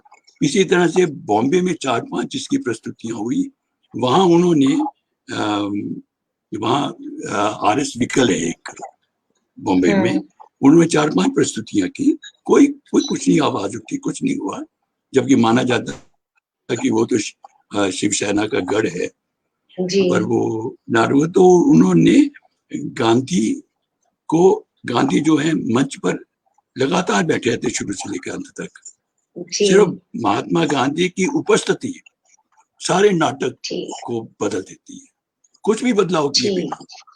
मतलब मैंने ऐसे निर्देशक देखे जो आपकी स्क्रिप्ट में जरा भी कोई परिवर्तन किए भी कैसे नाटक बदल सकते हैं, उसकी नई व्याख्या कर सकते हैं। तो इस नाटक के संदर्भ में भी मुझे ऐसे नाटक मिले जिन्होंने अभिनय से, संवादों की अदायगी से और अपनी अपनी अपनी कल्पनाशीलता से जो उसे इस तरह से प्रस्तुत करते हैं कि नाटक की नई व्याख्या बिल्कुल सही कहा आपने सर। प्रेम जन्मेजय साहब ने लिखा कि उचित कहा है कि व्यक्ति को राजनीतिक और व्यक्तिगत अलग अलग रूपों में परखना चाहिए, तभी समग्र व्यक्ति हमारे सामने आता है। और कहा जाता है कि विभाजन की स्क्रिप्ट बहुत पहले लिखी गई थी, माउंटबेटन को तो बस कार्यान्वित करने की नौटंकियां करनी थी। और आगे उन्होंने लिखा कि अरविंद गौड़ नाटक को मंचित करने से पहले उसे जीते हैं। सर, बहुत ही उम्दा बात इस नाटक पर हुई, और आपकी इस बातचीत से बस मुझे आपकी एक और बात मेरे सामने आती है, जब आप ये कहते हैं कि मंच एक सांस्कृतिक स्थान है और जिस पर उन लोगों ने कब्जा कर लिया है जो इसे समझते ही नहीं, उनसे इस स्टेज को वापस लेना होगा। तो आपका दर्द समझ में आता है जब आप ये बात कहते हैं, और अभी आपसे जितनी बातें हमने सुनी और अभी आपने जो साझा की, तो समझ में आता है कि यह आपकी शिकायत कितनी वाजिब है जब आप कहते हैं कि स्टेज को उन लोगों के हाथ से वापस लाना होगा जो इसे समझते ही नहीं। सर एक आपने एक जगह, जी सर आप कुछ कहना चाह रहे हैं? जी, आप कुछ कहना चाह रहे थे सर? नहीं, आपने जो बात कही वो अपने आप में ही बहुत ठीक है। मैं तो सिर्फ ये कह कि मेरा एक नाटक है मंच अंधेरे में। जी मंच अंधेरे में ठीक मिस्टर जिन्ना के बाद लिखा गया था। वो इसलिए लिखा गया था कि जिन्ना की पीड़ा मेरे भीतर कई कई रूपों में, अनुभवों के रूप में गुजरती रही, और मुझे लगा कि जो रंगमंच परिवार है, जैसे अरविंद गौर का अपना परिवार होगा, विकल का अपना परिवार है, वो परिवार कैसे पूरे एक हादसे की जकड़न में आ जाते हैं जब कोई इस तरह का हादसा होता है जैसे कि हुए उन लोगों के साथ। तो तब मुझे लगा, तब मुझे एक रंग मंचीय परिवार की जो पीड़ा है, जी सर। जब कोई इस तरह का संकट आता है, जैसे इमरजेंसी के दौर में, जी और सर। उस नाटक की शुरुआत ये होती है, उस नाटक के शुरू में ही भारतेंदु हरिश्चंद्र का वो अंधेरे में नाटक कनेक्ट हो रहा है शुरू में ही, पहले दृश्य में ही। और पहले दृश्य में जब वो अंधेर नगरी का आखिर आता है कि वो राजा को फांसी दे देने का, तो तभी वो पुलिस वाले पूरी स्टेज को जो घेर लेते हैं। तो अच्छा। तब शायद तभी की बात है, और तभी की बात है, और बाहर तो हम देख ही रहे हैं कि रंगमंच की स्टेज पर ऐसे लोगों का कब्जा होता जा रहा है जो रंगमंच के नहीं है, या जो रंगमंचीय संवेदना के साथ जुड़े हुए नहीं हैं। तो इसलिए बहुत सारे कॉम्प्रोमाइजेस रंगकर्मियों को करने पड़ते हैं। तो जो कॉम्प्रोमाइजेस करने पड़ते हैं उनकी तरफ भी संकेत है, लेकिन कैसे वो उस कॉम्प्रोमाइज से बाहर आते हैं, इसका भी है बड़ा सर संघर्ष इसी पर करते हैं। आपने एक और बात ये कही। रंगकर्मियों की संघर्ष करने को मैं इसलिए सलाम करता हूँ कि वो सारे उनमें से निकल करके भी रंगमंच कर रहे हैं। सर तो आप इसी बात पर आपकी सर एक बात और मुझे याद आ रही है कि आपने ये कहा कि लोग उन लोगों से नहीं डरते जो समझौता कर लेते हैं, बल्कि उन लोगों से डरते हैं जो नियम तोड़ते हैं। आपने ऐसा भी कहा सर। नियम तोड़ने वाली बात से क्या मतलब है? मतलब कि जो मैं तो डरते कहूँगा नहीं है, समझौता करने वाले हैं, मतलब कि जो डर डर के जो समझौता लिखते नहीं हैं। करते हैं, जो डरते नहीं है सर। हाँ, जो डरते नहीं हैं, जी सर। जो निडर होना तो पहली पहली पहली जी सर, शर्त तो है। इस अर्थ में आप थिएटर करने के नाटककार लिए की निकले हैं। भूमिका, जी सर, और आपके इस बात से नाटककार की भूमिका पर बहुत एक गहरी दृष्टि, मतलब कि एक गहरा उसको विस्तार मिलता है आपकी इस बात से। अब देखिए, ब्रेक हैं, डोरियो जी फो हैं इटली के, जो बहुत बड़े नाटककार हैं, रंगकर्मी जी हैं, और हमारे यहाँ भी बहुत सारे लोग हैं जी जो जान हथेली पर रख करके नाटक करते हैं, जी। साहसपूर्वक नाटक करते हैं। हम्म, डरा हुआ आदमी तो जी भी नहीं सकता, जी सर। डरा हुआ आदमी तो कुछ भी नहीं कर सकता। जी सर। थिएटर करने के लिए, दो शब्द लिखने के लिए भी आपको डर को भगाना पड़ता है, नहीं तो जी पता सर। नहीं आप कौन पूछ बैठे और राजद्रोह की सीमा में आ जाए, जी सर, देशद्रोही बिल्कुल कहलाने लग बिल्कुल। जाए। जब इस जी तरह का सर।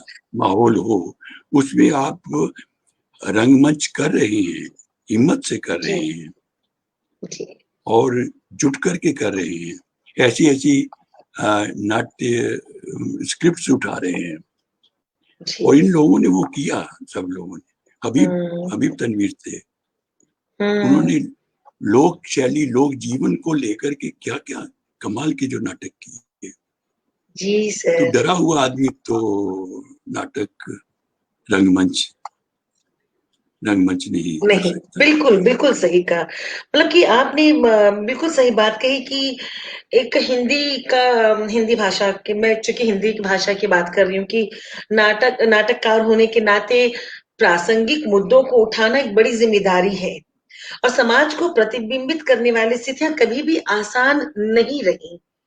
तो पिछले 2 दशकों में सर, 2001 से मैं 2020 की बात कर रही, 2 दशकों में आप एक वरिष्ठ चूंकि आपने बताया कि नाटककार पहला रंगकर्मी होता है, तो एक वरिष्ठ रंगकर्मी होने के नाते आपने किन नाटककारों को इस स्तर पर आप देख रहे हैं? उनके लेखन में आप कुछ नयापन देख रहे हैं? क्या कुछ बदलाव आया है उनके लेखन में, नए नाटककारों के? थोड़ा-सा इस संदर्भ में भी बताएँ, एक वरिष्ठ रंगकर्मी होने के नाते। ऐसा है कि मैं लगभग 3 पीढ़ियां मेरे सामने से गुजर गई हैं, बिल्कुल सर, बिल्कुल। जिनमें से एक मेरी और मेरे साथियों की पीढ़ी है ही, जी सर। जो आज भी जो लगातार नाटक लिख रही है, थिएटर कर रही है, जी और सर। बहुत अच्छा काम किया है। आपके जी, सामने सारे नाम जो हैं, और बिल्कुल सर। अच्छे अच्छे नाटक आए हैं, जी और सर, लगातार नाटक लिखे जा रहे हैं। बिल्कुल मैं सर। तो छोटी छोटी जगहों में बहुत अच्छा नाटक हो रहा है। मैंने एक बार कश्मीर से लेके चला, कश्मीर से जम्मू आया, जम्मू से अमृतसर आया, अमृतसर से होता हुआ चंडीगढ़ होता हुआ मैं कलकत्ता भी आया था। तब तो आपसे मुलाकात नहीं हुई, लेकिन ये जरूर है कि छोटी छोटी जगहों पर लोग घर फूंक करके नाटक कर रहे हैं, अपनी जान जोखिम बिल्कुल, में, परवाह नहीं किए बिना, बिना बिल्कुल ये सही। साधनों की परवाह किए कि कोई उन्हें ग्रांट मिलती है नहीं मिलती है। ग्रांट लेने बिल्कुल वालों सही। का तो की तो दुर्गति आप जानते ही हैं कि जी क्या होती सर, है। तो बिल्कुल सर। मैं तो वही इसी कि या तो ग्रांट ले तो ग्रांट का सदुपयोग तो करें, कम से कम ग्रांट जी को सर। अपनी कास्ट में तो देने की कोशिश करें। सब जी कुछ सर। गड़प हो जाता है वहां पर। तो ऐसी, जी। और तब ऐसे लोग हैं जो काम कर रहे हैं, और मैं जानता हूँ छोटी हुँ, छोटी जगहों पर बैठे हुए हैं। जी सर। हमारी सारी उम्मीद उन लोगों से है। वहां भी नाटककार हैं। अब नाटककार के नाम लेने से तो ना बात बन जाएगी। अब वो बिल्कुल विभा सही। रानी है, मुंबई में बैठी हुई है हुँ, विभा रानी। जी सर। अ, सर बहुत अच्छी बात कह रहे थे, और फिर वो कनेक्शन से कनेक्टिविटी की समस्या हुई है। सर जल्दी जुड़ जाएंगे, मुझे पता है वो दोबारा जुड़ने की कोशिश कर रहे होंगे। तब तक मैं आपको उनकी कविता, लंबी कविता, इनकी किताब है मेरी लंबी कविताएं, इसमें से कुछ सुनाती हूँ, कुछ पंक्तियां। तब तक आप उसका आनंद लें। अ, एक अग्निकांड जगह बदलता हुआ, जगह बदलता। कौन है ये आदमी, निर्विकार सा, उदास बैठा रहता है, बड़बड़ाता रहता है शून्य में, कहीं ताकता एकटक, पथराई हुई दहशत आंखों में देखकर डर लगता है। हाँ, मैंने उसे देखा था वर्षों पहले, जोर जोर से हंसता। उसकी हंसी से कांपने लगती थी दीवारें। हंसी जो एक चेतना सी जज्ब हो जाती है चीजों में, चीजों का हिस्सा बन और छा जाती है सभी पर एक जुनून सी, इजहार करती जीवन से बड़े मूल्य की कल्पना का। ऐसी नंगी और बेलौस और खतरनाक हंसी आज कहाँ दिखेगी, तभी आम बात थी। गोली को फूल की मानिंद सहने की ताकत, जोखिम की आग में जलने की तमन्ना, पगड़ी संभालो जट्टा, पगड़ी संभाल का बेपरवाह बागी पागलपन, तभी मैंने पाया था आजादी का दूसरा नाम, हंसी भी हो सकती है। खैर, आजादी की बात फिलहाल छोड़िए, सर हमारे साथ जुड़ गए हैं। सर आप बात को आगे बढ़ाएं। मुझे पता था कि आप जुड़ जाएंगे, तब तक मैं आपकी ये मेरी लंबी कविताओं में से बस शुरू ही किया था सुनाना सर। हाँ जी सर। तो उमा जी, मैं बता रहा था विभा रानी के बारे में, जो जी बम्बई में है। जी और वर्षों पहले जब ये जिन्ना नाटक वहां हुआ था, बम्बई में हुआ था, तो विभा रानी ने उस नाटक में जिन्ना की बहन फातिमा का रोल किया था। बहुत अच्छा रोल किया था। बहुत अच्छी अभिनेत्री भी हैं और बहुत अच्छी लेखिका हैं। और जिनके दो एक प्लेस तो देखने का मुझे मौका मिला बॉम्बे में भी। और वो एक रूम थिएटर नाम की कॉन्सेप्ट को चलाने वाली भी जी वही जी है। जी सर। और ताकि वो कम से कम साधनों में रंगमंच किया जा सका। जी तो सर। इस तरह की हर हर प्रदेश में, हर छोटे छोटे कोनों में ये लेखक हैं। जी बहुत सारे नए लेखक जो है ये साहित्य कला परिषद के जरिए जी भी बहुत सारे आए जी हैं। जी जी तो मतलब ऐसी मुझे लगता है कि पिछले कुछ सालों में, हाँ, ये जो 20 साल हैं, 21वीं सदी के ये जी जो जी 20 साल हैं, जी इसमें कम से कम 8-10 लेखक ऐसे हैं जी जिन्होंने लगातार काम कर रहे हैं जी और अपनी पहचान बना रहे हैं। जी दरअसल में इन लोगों के नाटक खेले नहीं जाते। कोई अच्छे निर्देशक अगर नाटक को खेले गए, क्योंकि ज्यादातर आप जानते हैं कि जो हाल है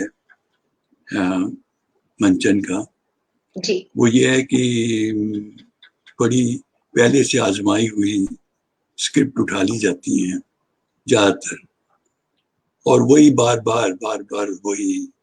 बहुत जी कम लोग हैं जबकि उनका काम है कि जी नए सर। मैं नए ये नए को प्रश्न अभी आपसे उठाएं। पूछने ये प्रश्न अभी मैं आपसे पूछने वाली हूँ सर। इसके पहले मृत्युंजय कुमार सिंह भाई ने लिखा है कि नाटक सामाजिक चेतना और जागरण का एक मुख्य साधन हुआ करता था। अचानक इनमें समझौते की बू सामने आने लगी और अब ऐसे नाटक कुछ चुनी हुई दर्शक दीर्घा के हवाले होते जा रहे हैं। क्यों? इसका कारण तो वही बाजारवाद जिसे कहते हैं, बाजार। जी सर। भूमंडलीकरण, जी सर। बाजारवाद, जी सर। व्यवसायीकरण, जो जी सर। छोटे छोटे स्वार्थों को पूरा करने के लिए जब रंगकर्मी जुट जाए जी और अच्छी सिर्फ ना उठाएं जी या अच्छे साधनों के साथ रंगमंचन ना करें, तो ये तो बातें होंगी ही। लेकिन जी फिर भी सर। मैं कहता हूँ कि थिएटर के साथ कुछ सिरफिरे लोग हमेशा रहे हैं, इस बात को मानते हुए भी ये सब चीजें चल रही हैं, ये हो रहा है। लेकिन ये भी है कि कुछ लोग हैं जी जो कि सर धर तली गली मोरिया हो, जी ऐसे लोग भी हैं थिएटर जी में अब सर। भी हैं। और वो जी सर। समझौता नहीं करते। जी सर। समझौते कई बार है कि छुटपुट समझौते हो जाएं और फिर भी अपनी बात कन्वे हो जाए, वो भी समझ में आती है जी सर। कि जी भाई सर। चलो थोड़े क्योंकि पैसे का खेल भी है इसमें। जी सर। 1.5-2 लाख से कम में कोई प्रस्तुति नहीं होती। जी सर। 1 लाख तो हाल ही ज्वार खा जाता है। आप तो जी सर खुद बिल्कुल। देख का काम कर रहे हैं, तो आपको पता जी है कि सर। क्या क्या हालत है। जी जी तो चलो जी जी। चलो छोटी छोटी बातों का तो करके थिएटर होता रहे, मतलब हाँ थिएटर हाँ। होता रहे। कोई बहुत बड़े कॉम्प्रोमाइज किए बिना हो सकता है कि जिन्हें हम बाजारवाद कह करके नकार रहे हैं, हो सकता है कि उसके भीतर से कोई एक चीज आपको ऐसी मिले, कोई कोई उसके विरोध में भी अगर आप जाकर के कुछ करते हैं ना, प्रोटेस्ट भी करते हैं अपनी रचना के जरिए, अपने रंगमंचन के जरिए, वो भी एक रास्ता हो सकता है। तो बाकी जो बात अभी उस नौजवान की आपने बताई थी, वो भी अपनी जगह है ही कि ये हो रहा है सब कुछ, लेकिन सबको देखते हुए, नकारते हुए एक वे भी लोग हैं, आप जैसे लोग भी तो है ना, जो कलकत्ता में रह करके ये सारा काम जो कर रहे हैं, अच्छे नाटक कर रहे हैं। तो वो अच्छे नाटक जाते आपने मंटो ही किया, मंटो की जो आपने प्रस्तुतियां की, वो मैंने अभी तो वीडियो भी देखा है, तो वो अजहर ने और आपने जो वो प्रस्तुतियां की, वो देखने लायक है। तो और भी इधर आपकी जो भी काम आप कर रहे हैं, किधर से कर रहे हैं? जी सर, अजहर के निर्देशन में तो हमारे बहुत सारे नाटक हैं, कविताओं खुद के अजहर के लिखा हुआ नाटक है सर, रूहे नाटक।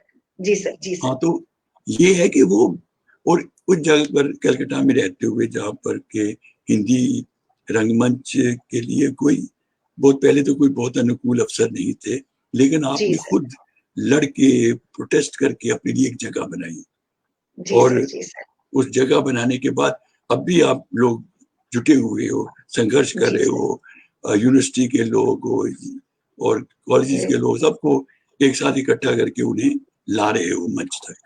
तो ये बड़ी बात है सर। ये बताएं कि एक थोड़ा सा आपके नाट्य लेखन की प्रक्रिया में एक और प्रश्न मेरा जुड़ता है कि रंगमंच स्पेस मांगता है। इनफैक्ट जिंदगी में हर किसी को स्पेस चाहिए, अपना स्पेस। लेखक को भी स्पेस चाहिए, निर्देशक को भी स्पेस चाहिए। हर व्यक्ति की ख्वाहिश होती है कि उसको अपना स्पेस मिले। तो ये बताइए कि आपके किरदार, आपके नाटकों में आने वाले किरदार, वो अपना स्पेस आपसे मांगते हैं या आप उन्हें देते हैं? कहाँ मांगते हैं, वो कमबख्त तो ऐसे हैं कि अपनी अपनी स्पेस खुद मुझसे छीन लेते हैं, और फिर छीन लेते हैं वो और हम भी बड़े हंसते हंसते उन्हें वो स्पेस देते ही हैं, क्योंकि वो स्पेस उन्हीं की है, वो कोई हमारे हाथों की कठपुतली नहीं है। वो तो अपने स्वाधीन चेता लोग है, कलंदरों की तरह से है, कबीर की तरह से है, फटकार करके सच कहने वाले हैं। जी सर, जी सर। सर, आप कवि हैं, आप अपने आप को पहले कवि मानते हैं या नाटककार?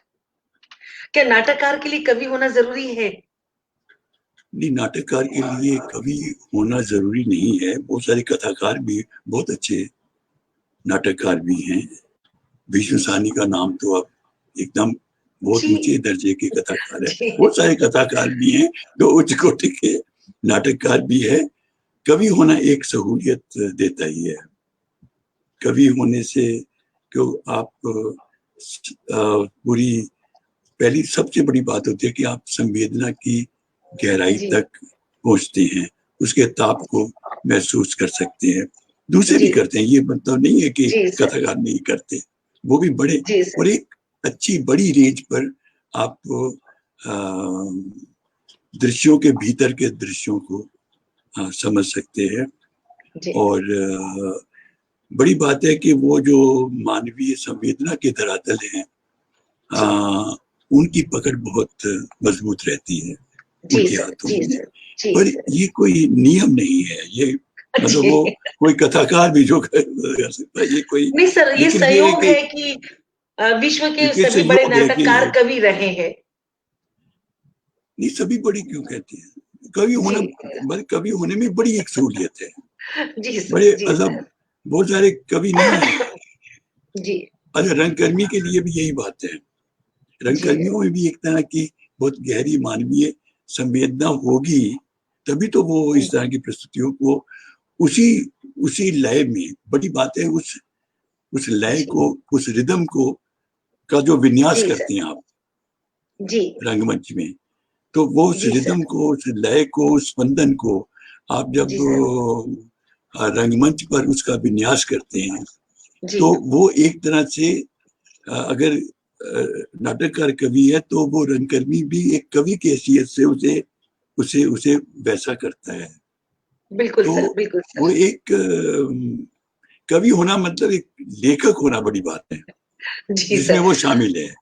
जी सर। जी सर, जी। आप के नाटक जब खेले जाते हैं, तो कभी निर्देशक से आपकी वैचारिक मतभेद, कभी ऐसा कोई ऐसा पल, कोई ऐसा लम्हा कि आपको लगा कि निर्देशक आपके नाटक का कत्ल कर दे रहा है और आपने एकदम नापसंद किया हो?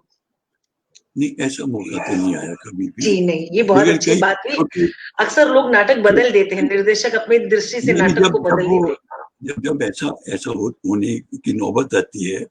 जी। ऐसे भी लोगों से हुआ जो कि अच्छे खासे बड़े निर्देशक भी हैं।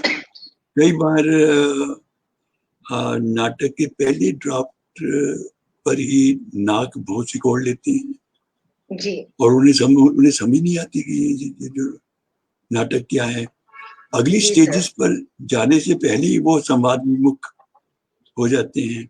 ऐसे जी। भी तो ऐसे निर्देशकों ने भी हमारे यहाँ बड़े गजब ढाए हैं, जी जिन्हें सर। जी सर। जी सर। जिन्हें नाटक की के पहले ड्राफ्ट की नहीं समझ होती।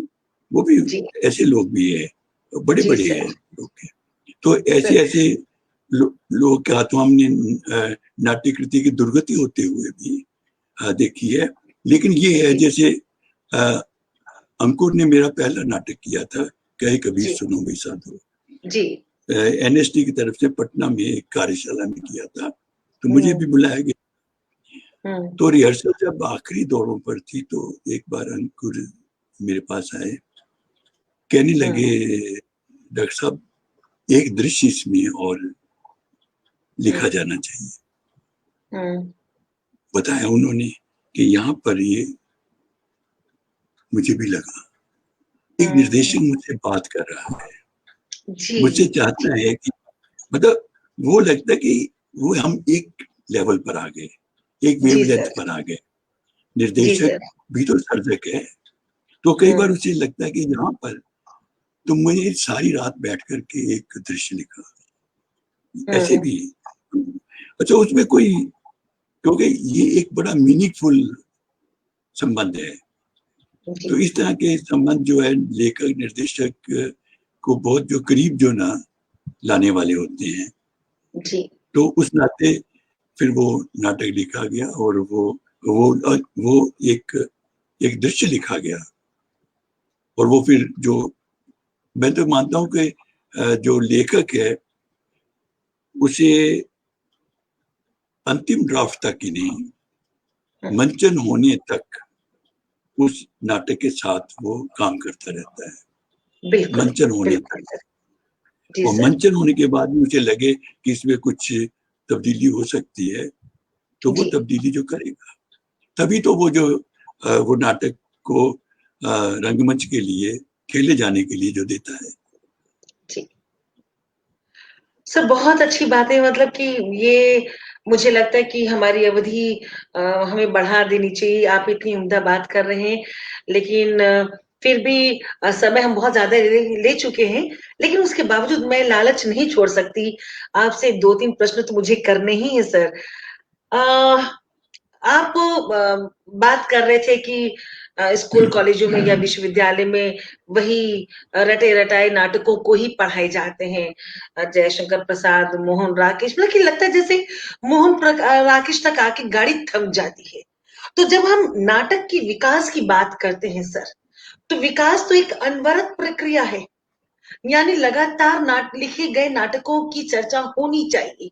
लेकिन हम जाने-अनजाने नए नाटककारों की चर्चा नहीं करते हैं। क्या तो कोई भय है या कोई और कारण है, और हम हर बार वहीं तक आके अटक जाते हैं, वही आषाढ़ का एक दिन, वही। ये बेहतरीन नाटक है, ये क्लासिक नाटक है हमारे साहित्य के, लेकिन उसके बाद भी क्लासिक लिखे गए हैं सर। तो आपका क्या सुझाव होगा कि ये कॉलेजों में, विश्वविद्यालयों में दूसरे नए नाटकों को पढ़ाया जाना, कैसे पढ़ाया जाए? आपके क्या सुझाव? क्योंकि जब नए नाटक पढ़े जाएँगे तभी उस पर चर्चा होगी।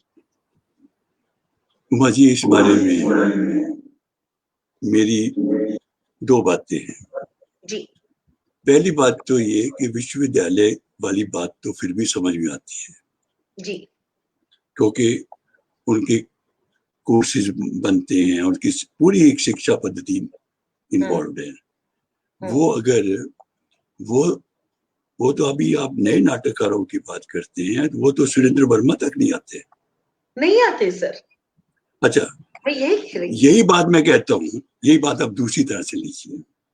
हमारे में कितने जो ना रंगकर्मी हैं, वो तो कहते हैं कि सुरेंद्र वर्मा के बाद कोई नाटक ही नहीं है। बताइए आप, ये हमारे अच्छे छोटे खासे सैयद बड़े रंगकर्मी, सैयद अच्छे जैसे बेहतरीन नाटक अच्छे, देने वाले। जी यही मैं कहता हूँ कि उसके बाद बीसीओ नाटककार हुआ, उसके बाद ही हम लोग बिल्कुल आए हुए, ना।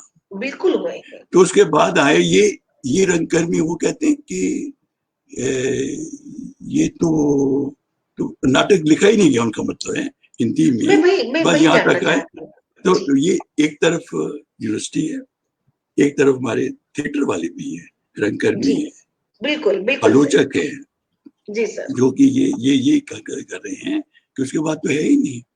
जी जबकि सर। उसके बाद बहुत अच्छे जो ना, कम से कम हम्म, 20 नाटककार ऐसे आ गए उसके बाद, जी सर लेकिन बिल्कुल उनकी सहमत हूँ। उनकी कोई चर्चा नहीं होती। और ये कहा जाता है कि हिंदी में तो नाटक है ही नहीं। तो ये जी जी बहुत हास्यास्पद लगता है जी कि सर। ऐसे जी निर्देशक सर। भी हैं जो नई कृतियां पढ़ते ही नहीं हैं, और वो जी पहले वाली ही कृतियों को बस आजमाते रहते हैं, और जी नई कृतियों की तरफ, जब नई कृतियों की तरफ ही नहीं झांकेंगे तो उनके रंगकर्म का जो विकास क्या होगा। जी तो इसलिए बिल्कुल। जो जो यूनिवर्सिटी में है, यूनिवर्सिटियों में तो जी बात ये होना चाहिए कि यूनिवर्सिटी में नाटक ढंग से पढ़ाया ही नहीं जाता। मैं आप उसका हिस्सा रहा हूँ। जी जब मैं विभाग में था तो नाटक मुझे ही पढ़ने को दिए। तो वो फिर जी हम लोग जो 2-4 लोग 10 लोग होंगे कॉलेजों में, यूनिवर्सिटियों में, जो पढ़ा लेंगे नाटक और रंगमंच दोनों को मिलाकर के। जी लेकिन ज्यादातर तो वो एक पाठ्य नाटक ही मान लिया जाता है। बिल्कुल हमारे यहाँ बिल्कुल एक सर। एक पाठ्य नाटक भी रही है ना, वो रंगमंचीय हम्म। नाटक है ही नहीं। जी तो इसलिए जी यूनिवर्सिटियों का तो नाटक को लेकर, रंगमंच को लेकर के कोई अच्छी स्थिति नहीं है। नहीं है सर। लेकिन धीरे धीरे हमारे जी जी वहां हमारे पर भी बंगाल धीरे में तो, धीरे हमारे बंगाल में तो नाटक जो है वो संस्कार का हिस्सा है, इसलिए रंगमंच बहुत विकसित है हमारे बंगाल में। सर अभी बड़ी अफसोसनाक बात, जब ये हरीश भाई लिख रहे हैं कि अस्मिता बंद होने के कगार पर है और अरविंद गौड़ जो है, अरविंद भाई आर्थिक संकट से गुजर रहे हैं, दरअसल ये सिर्फ एक अरविंद गौड़ की बात नहीं है। हमारे यहाँ नाट्य संस्थाएं पोषित ही नहीं की जाती है। हमारे यहाँ एक पैशन, एक जुनून के तहत हम नाटक करते हैं, हम अपना सब कुछ लगाते हैं। लोग कहते हैं भाई क्या जरूरत है, तुम्हारे पास पैसे नहीं है तो तुम्हें नाटक करने की क्या जरूरत है। मेरा प्रश्न उनसे होता है कि अगर हमारे पास पैसे नहीं है, नाटक करने की जरूरत नहीं है, तो साहित्य लिखे जाने की भी क्या जरूरत है। हम साहित्य की चर्चा क्यों कर रहे हैं, हम लेखकों की चर्चा क्यों कर रहे हैं, हम कवियों कहानीकारों की चर्चा, फिर किसी चीज की, दरअसल फिर सांस लेने की भी क्या जरूरत है, बिल्कुल फिर इन तमाम सामाजिक कार्यों की भी क्या जरूरत है। सामाजिक कार्यों की भी, आप आर्थिक विषमता के लिए के कारण उपजी समस्या से निपटने के लिए सामाजिक कार्य करते हैं। रक्तदान शिविर लगाना, आंख नेत्र मुफ्त में नेत्र शिविर, आंखों का ऑपरेशन है, मुफ्त पुस्तक वितरण है, भोजन वितरण है, पचासों काम है, धार्मिक प्रवचनों पर लाखों इकट्ठे हो जाते हैं। नहीं, धर्म हमारे जीवन का हिस्सा है, रहना चाहिए, लेकिन हमारा साहित्य हमारे संस्कारों को परिमार्जित करता है। उसको जीवित रखने के लिए हमारी जो यहाँ की सामाजिक संस्थाएं वो आगे नहीं आती हैं। कहते तुम्हें नाटक का जुनून है, तुम करो, तुम्हारी मर्जी।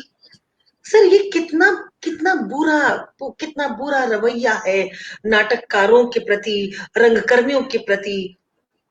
दुख होता है कि फिर हम, ये जो उदासीनता है, इसके लिए आप किसको जिम्मेदार मानेंगे सर। इसके लिए जिम्मेदार तो हमारी, एक तो हमारी जो उदासीनता है, जी हमारी उदासीनता का, अगर हम उदासीन हैं, डरे जी हुए सर। हैं, जी तो सर। सत्ता हमें और ज्यादा डराएगी। सत्ता का खेल भी तो अपनी जगह पर है। अभी सारे कोरोना काल में कलाकारों की जो हालत हुई है, अभी जी। जो आपने बताया ना कि जी। अस्मिता थिएटर जो है वो जी खत्म सर। होने के कगार पर है। जी सर। हाँ, मुझे उम्मीद है कि ऐसा नहीं होगा। नहीं अरविंद होगा कौर सर। बहुत बहुत जीवट के व्यक्ति है, जी बड़े सर। जी सर। जिजीविषा जी वाले सर। हैं, जी रंग के सर। लिए संघर्ष करने वाले हैं। उनके बिल्कुल सर। साथियों संगियों की हजारों लाखों में लोग हैं जो उनके साथ खड़े हैं। हमारे जैसे जी सब सर। लोग उनके साथ हैं। जी सर।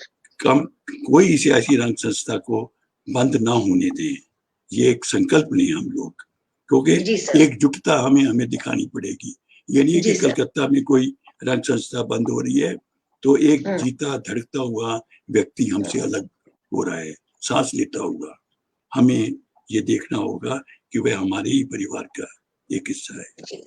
जी जो सर। भी रंग संस्थाएं धीरे धीरे, क्योंकि अभी तो उनकी कोई एक्टिविटी है ही नहीं, अभी तो कुछ जी। रंगमंच हो ही नहीं सकता। लेकिन जी सर। जो सारे रोजी रोटी के जो सवाल है वो तो जी हर एक सर। के साथ है ना। वो जी सर। कहीं बहुत बहुत आड़े जो है ना आ रही है। इसलिए हम्म। जैसे जैसे कुछ चीजें, क्योंकि हमारे यहाँ कोई कल्चरल नीति तो है ही नहीं, बिल्कुल सही सर, कल्चरल कल्चरल नीति नीति नहीं तो है। है ही नहीं। और जी सर। रंगमंच वगैरह तो बिल्कुल पीछे की तरफ है, उसके ऊपर कोई ध्यान देने वाला है ही नहीं। जी। और अच्छे रंगमंच के लिए तो आपको लगातार लड़ना होगा, जी। एकजुटता जो दिखानी होगी, जी और सर। तभी एक अच्छे रंगमंच को चलाए रखने के लिए आ, जी सर। हमें हमें हमें बल मिलेगा। तो मुझे लगता है कि बहुत आपसे अंतिम प्रश्न करने से पहले मैं अजहर ने एक बात लिखी जो मैं पढ़ना चाहूंगी कि सुरेंद्र वर्मा की दो नाटक आठवां सर्ग और सूर्य की अंतिम किरण से पहली किरण तक are one of the finest play of Indian theatre. Mohan Rakesh यहाँ तक नहीं पहुंच पाए हैं, ये मेरा मानना है। Opinion difference. जी मैं तो सर, ये आप कुछ कहना कहेंगे? चाहूंगा, मैं जी जो सर। ना मोहन राकेश की बात हुई, मोहन राकेश ने आज से 60 साल पहले आधे जी सर। अधूरे और औरत मर्द के संबंधों को लेकर के, लड़के जी। लड़की के संबंधों के लेकर जी। वो नाटक लिखे थे। जी सर। आज तो उन संबंधों में क्रांतिकारी जो परिवर्तन हो जी चुके सर। हैं, और कुछ छोड़िए, एक मोबाइल ने एक लड़के लड़की और पति पत्नी के रिश्तों में इतना कुछ बदलाव ला दिया जी है। सर। आप बिल्कुल। बताइए कि क्या कोई नया नाटक लिखा गया इस पर? मुझे लगता है कि बिल्कुल नई सर। पीढ़ी इस तरफ जागरूक है। हम्म। मैंने कुछ कुछ पांडुलिपियां देखी हैं ऐसी, जी जिनमें सर। ऐसे संकेत हैं नई तरह से संबंधों को रेखांकित करने वाले, खुले स्वाधीन ढंग जी। के से चीजों को देखने वाले, एक जी सर। खुली खुली नजर से।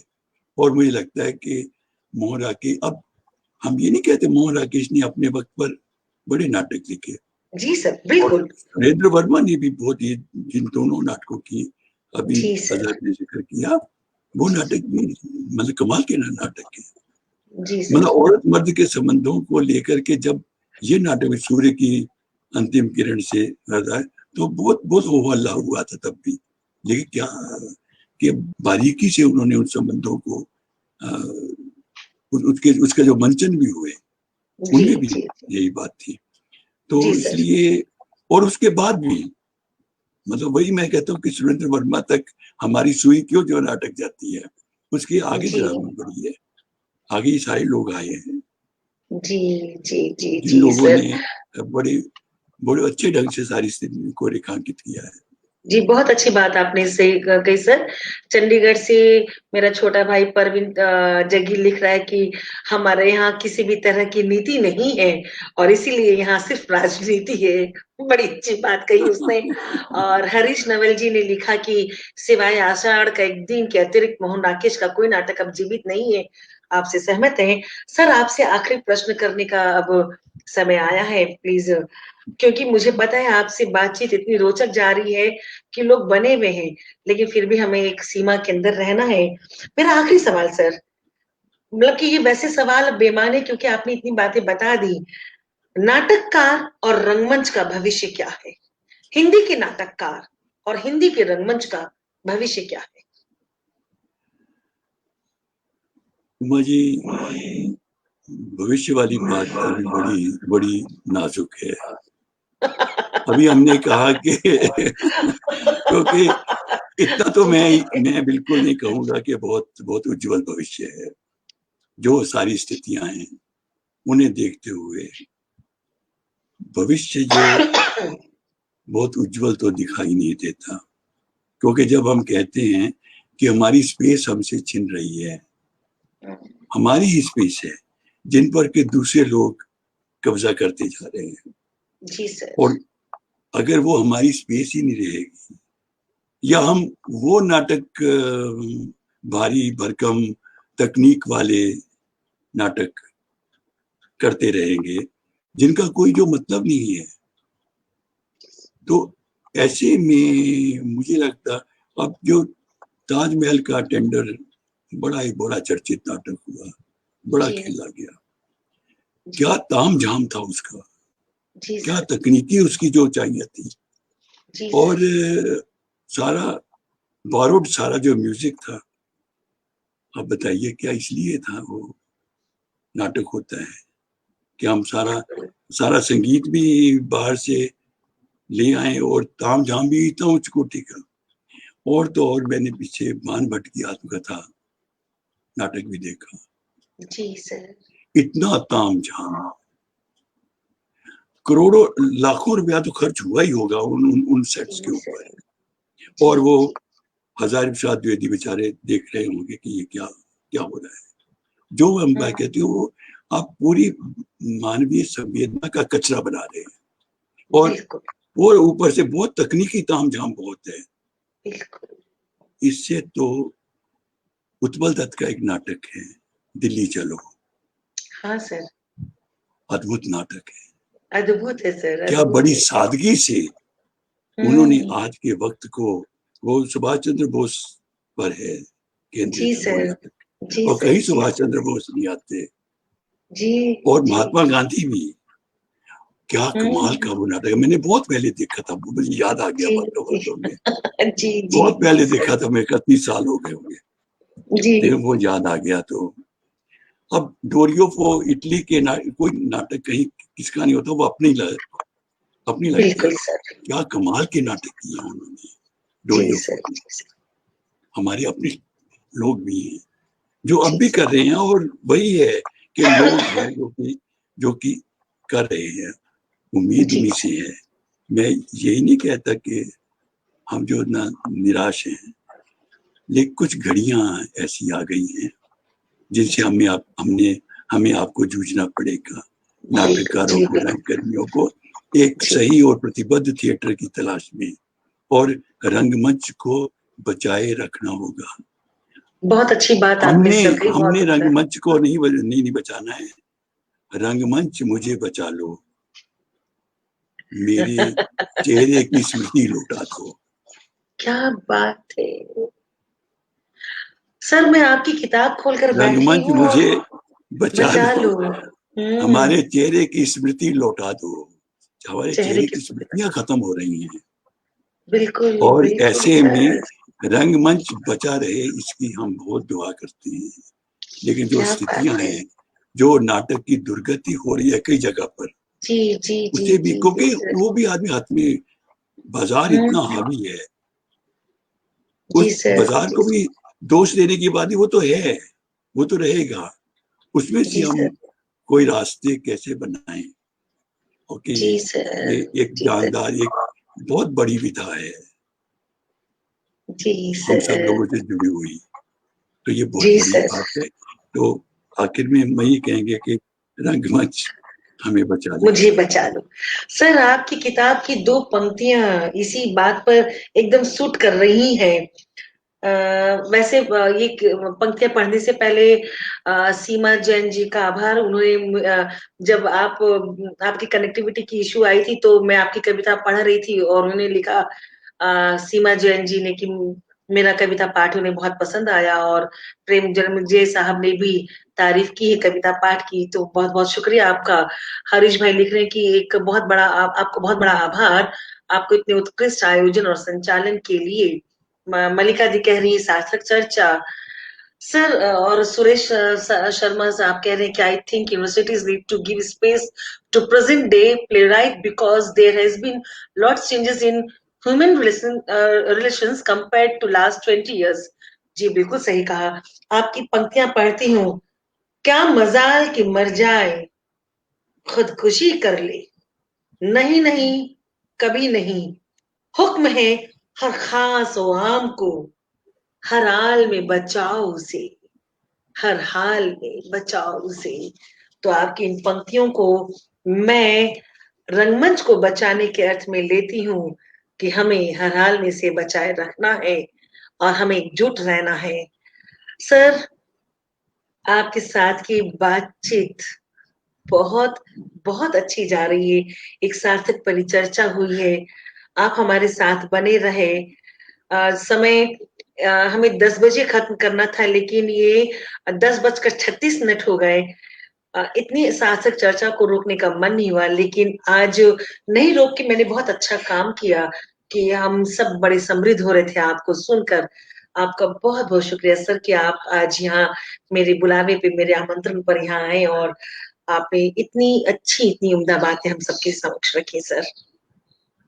अजहर लिटिल थेस्पियन का पूरा परिवार और मैं आपके आभारी हैं सर। धन्यवाद। अजहर भाई को याद कीजिएगा, करता हूँ जी सबको। जी सर, जी सर, बहुत बहुत शुक्रिया सर।